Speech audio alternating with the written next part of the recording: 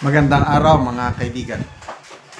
Bigyan natin ng opinion, reaction ngayon itong latest vlog ni Buljak TV o si Maharlika na ayon sa isang source niya, puting ahas niya, allegedly di umano, merong 61 billion ghost project ni Sandro Marcos sa kanyang distrito. Okay, pakinggan natin siya, then magbigay tayo ng reaksyon. 61 billion na ghost project yang si Sandro Marcos dyan sa Ilocos Norte.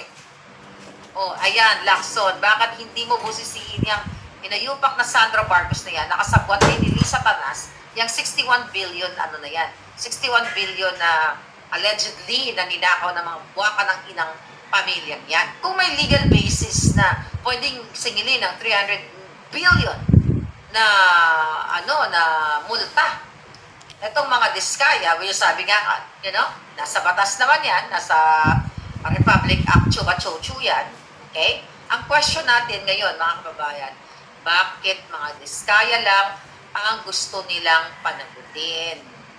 Bakit yun lang ang dinidiin nila?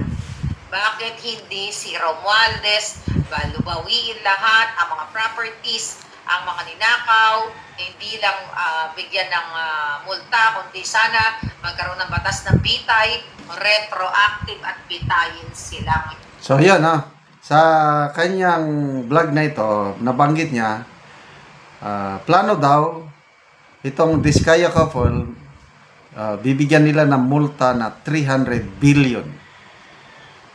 Dahil sa mga pinaggagawa nila. Then yun na nga, source, I don't know sino yung source niya, allegedly, di umano, wala itong prueba, 61 billion di umano ang ghost project ni Sandro Marcos sa kanyang lugar. Okay.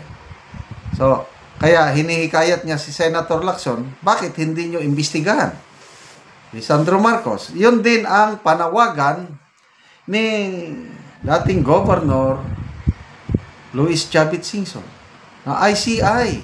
Pwede ba unahin nyo ang lugar ng presidente? Ang daming nagre-reklamo sa akin, ng mga substandard project sa Ilocos Norte at kahit Ilocos Sur. Punta ninyo, imbestigahan ninyo. Up to now, I don't know may narinig na ba kayong inspection ng ICI sa Ilocos Norte? Parang wala pa akong malala ko tuloy yung post ni Congressman Pulong Duterte. Sabi niya, meron daw mga kaibigan niyang Ilocano nagre-reklamo, nagte-text kay Congressman Pulong. May isa daw kongresistang Ilocano, hindi naman pinangalanan. Although may nabanggit lang na Charis. Sino ba yung Charis? Nagkukumahog yung Ilocano congressman na pinapaayos ang mga substandard project sa kanyang distrito. Kaya, bilisan mo, sabi niya, Charis. Baka, so, connecting the dots, 2 weeks ago, merong isang contractor, female contractor, ginurgor sa Ilocos Norte. Ano bang ibig sabihin nito? So, I don't know, bahala na kayo.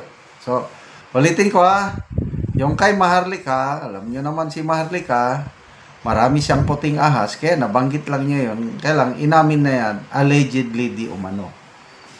So, dapat imbestigahan, i-deny. Of course, sigurado, i-deny nila yan. Kaya lang, paano pa natin, paano magkakaroon ng transparency? Paano magkakaroon ng accountability sa pangyayaring ito? Alam, pinag-uusapan na yung, bantayan ko, mga classmate ko sa college. Dati, walang pakialam sa politika yan Ngayon, very active sila sa nangyayari, lalo na itong korupsyon. Yung mga post na nila tungkol na sa korupsyon. Na nagising na ang taong bayan. Yung sinasabi kong classmates ko, nasa abroad. Alam na nila kung anong nangyayari at galit sila sa yung mga nangyayari sa flood control project na yan. accountability, independence. Paano itong ICI na nakakatawa yung unang announcement nila? Hindi pwedeng i-live stream ang ICI investigation. It might mislead the public. Pagtiwalaan nyo na lang kami. Trust us that we will do our job independently, objectively, faithfully. We were not born yesterday. Attorney Brian Hosaka, yung executive director. Sorry to say, wala akong tiwala sa ICI ngayon na investigation. Lalo na nung umalis si Mayor Magalong. Announcement nila, kailan ba sila nag-announce? Last week na papatawag na daw nila si Saldico at Martin Romualdez sa next hearing nila. Hindi naman klaro kailan yung hearing. Huwebes ba yun? Martes ba? Next week? Kailan? Paano natin malaman anong nangyari sa hearing nila dahil ayaw naman nilang i-live stream. Naka-private naman daw. Nakakaloka itong ginagawa ng ICI. Hindi nyo na pwedeng lokohin ng mamamayang Pilipino na sinasabi nyo na you will do it independently. O ano na yung post, another post na nabasa ko. ICI is ready to resend the invitation to Martin Romualdez and Saldico. They are just waiting for the go signal. Paisip ako. Kanino galing ang go signal? Di ba independent sila? May nagdidikta ba sa kanila na huwag niyong isend yan? Yes, sir. Paano pa yung independence? Kaya huwag niyo lang tawaging independent commission. Ang mga lumalabas ng meaning ng ICI is internal cooking investigation. So, sa Blue Ribbon naman, na dyan tayo umaasa dati dahil live stream. Bigla namang sinuspend. Mula nung lumutang ang isang Master Sergeant Orly Gutesa, mula nung nagsabi si former Congressman Mike Defensor na mayroon pa daw mga Marines na lalabas at magtestimonya, oy, suspend muna!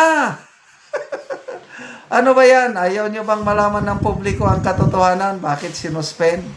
Pakipalawanag ko no, Senator Ping Lacson. Okay, salamat mga kaibigan sa inyong pagsubaybay sa ating channel. Nakakatulong kayo ng malaki sa Tribong Talandig ng Bukidnon dahil ang channel natin na ito, sweldo sa channel is pantulong sa tribo. Namimigay tayo ng livelihood assistance sa kanila, nagpapatanim ng saging lakatan at Arabica coffee. Panoorin nyo ang video na ito. Muna ni ang among saging lakatan nga among pagaputuson sa silupin para gyud nga maayo gyud ang iyang bunga sinaw. Pito ni siya ka sipi.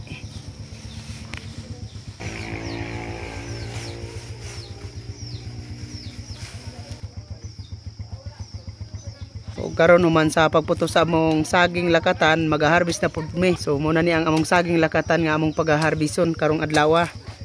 So salamat gyud kaayo sa Ginoo nga naanay panalangin.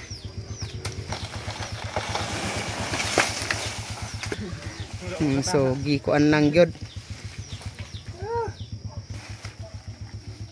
Salamat gid kayo sa Ginoo nga nakarbis namin yani Saging lakatan. saging lakatan. O, karon nalina na gyud mi. So mao na ni ang bayad sa among saging lakatan. Salamat gid kayo sa Ginoo ug labaw sa nagasuporta sa saging mga awas na gid sa among kalsyon. Salamat kayo. Sige sir, sipi adayon. Nakura sa akin. Wala sa akin. Awang ka.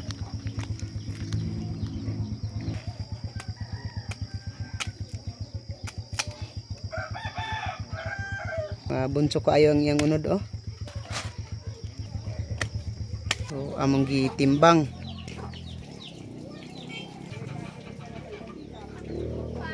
So 15 ka kilos ang isa ka bulig. So nalinan mi og tag 40 ani ang kilo sa among saging lakatan. Umupod ni ang iyan ni unang tanom ni Mano Iki nga lakatan nga namunga na pod oh. So iyang giputos. So, siyam ni iya ka sipi. So muupod ni ang saging ni Manoy Boy nga 7 ka sipi yapon ni. So giputos niya para gid nga sinaw ang bunga. Sunod-sunod na gid na ang pagpamunga sa among lakatan. Kay naa na pod ang puso sa saging ni Manoy Boy. So salamat kayo sa Ginoo sa nagtan-aw sa video sa YouTube.